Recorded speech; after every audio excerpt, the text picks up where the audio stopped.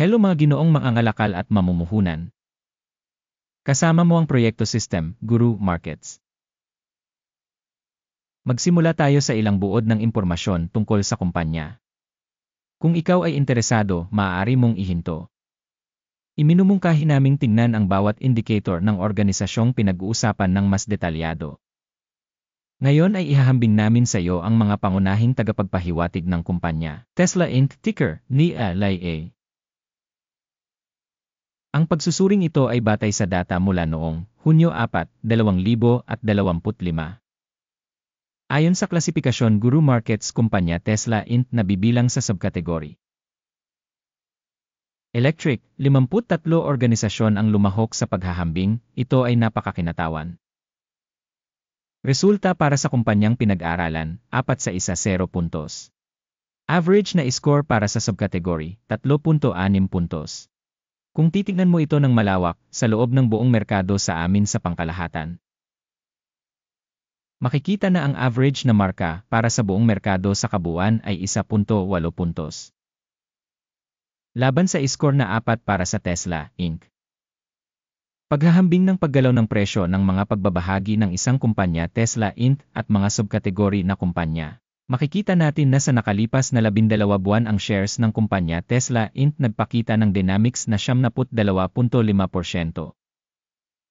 Laban sa dynamics ng presyo para sa subkategory na 88.1%. Market capitalization ng kumpanya Tesla Inc. nagkakahalaga ng $1,107.22 bilyon. Ang market capitalization ng subkategory ay $1,211 bilyon. Ang halaga ng libro ng kumpanya ay $74.37 bilyon. At ang capitalization ng subkategory ay $101 bilyong dolyar. Sa pamamagitan ng paghahambing ng shares ng stock exchange at book value, makikita natin ang mga sumusunod.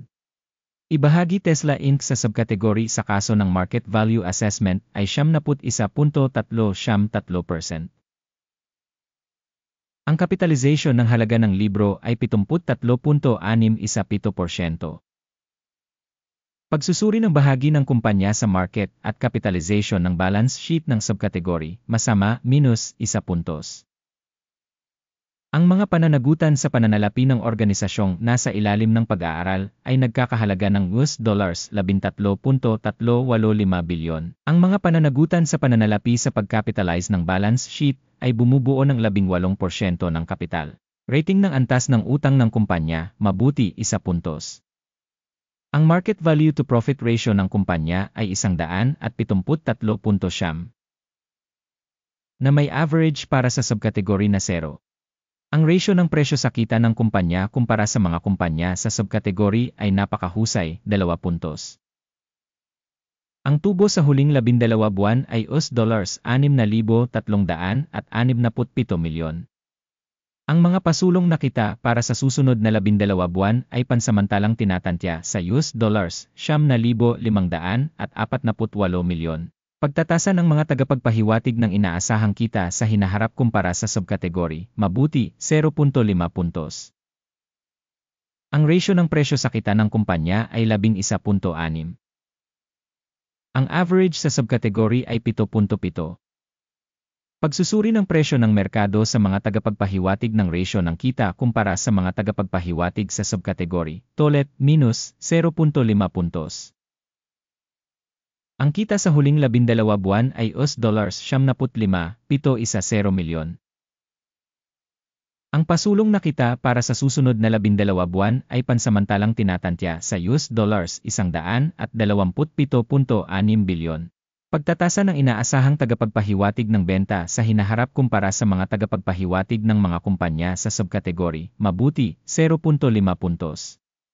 Ang margin ng benta ay 6.6%. Na may average sa subkategory na -8.8%. Pagtatasa ng marginality sa paghahambing sa mga tagapagpahiwatig ng mga kumpanya sa subkategory, mabuti, 0.5 puntos.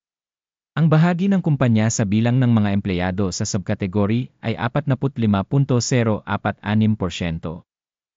Ito ay 103% mas mababa kaysa sa market capitalization share. Ang halaga ng market capital bawat empleyado ng kumpanya ay $8,812,000. Habang sa subkategory ay mayroong $4,343,000. Pagtatasa ng dami ng kapital bawat empleyado kumpara sa mga tagapagpahiwatig sa subkategory, passable, 0 puntos. Ang kita ng kumpanya sa bawat empleyado ay $50.7,000.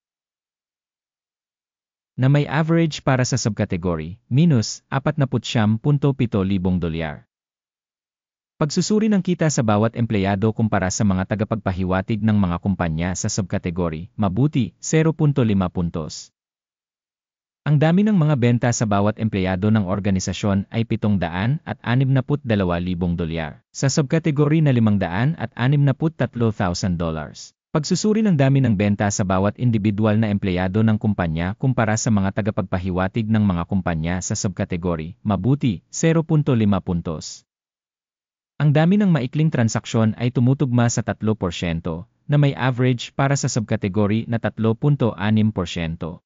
Teknikal na tagapagpahiwatig Reh 14 na nagpapakita ng antas na 60% para sa kumpanya Tesla, Inc. Sa subkategory, ang antas na ito ay humigit kumulang 50%. Ang aktual na pagtatasa ng stock ng kumpanya ay humigit kumulang $344. Ang pagtatantya ng presyo ng pinagkasunduan para sa mga pagbabahagi ng kumpanya ay humigit kumulang $300. Tignan natin ang talahanayan ng order na magagamit mo, ang link dito ay nasa nakapin na komento. Ang talahanayan ng pagkakasunod-sunod ay naglalaman ng lahat ng mga desisyon na naunang ginawa sa isang partikular na panahon ng impormasyon ng pagsusuri at sistema ng sanggunian Guru Markets. Libre at bukas ang akses sa talahanayan ng order, link sa nakapin na komento.